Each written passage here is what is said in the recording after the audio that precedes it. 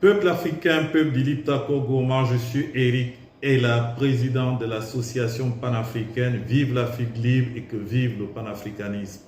Nous allons faire immersion du côté de la France où l'envoyé spécial du président Macron, Jean-Marie Bockel, lors de son audition à la commission de défense, a avoué, a annoncé que lors de la crise au Niger, la France a été capable de mobiliser 2000 militaires sur Abidjan, prêts à intervenir au niveau du Niger, et que ça a augmenté justement la crédibilité, même au niveau de l'armée française.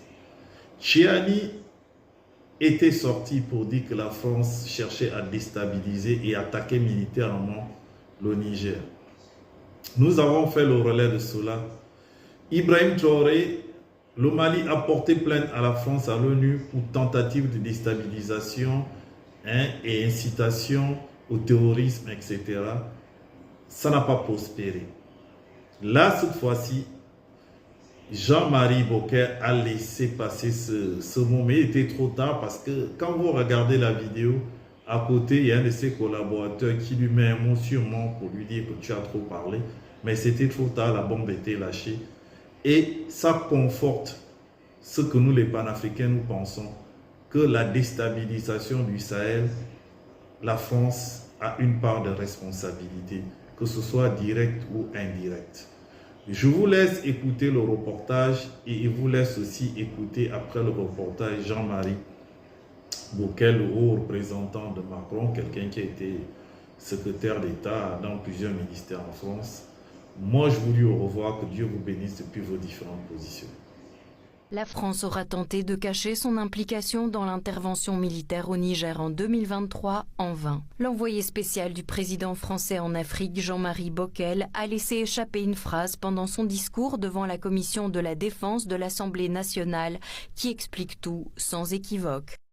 Quand il y a eu la crise au Niger, on a été capable d'installer à Abidjan 2000 hommes en quelques heures. Cette phrase se réfère sans aucun doute au déploiement militaire français en Côte d'Ivoire, dont le but fut l'intervention militaire au Niger et la restauration dans ses fonctions de l'ancien président nigérien Mohamed Bazoum.